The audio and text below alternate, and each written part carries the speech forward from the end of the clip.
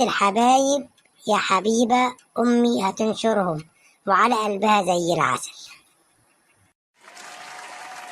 لا والله، وكمان عايزة أقول لك إني أنا مش ملزمة ومش مجبرة ومش مفوضة إني أعمل لك منبار وعكاوي وكوارع وحاجات مقرفة من زي دي.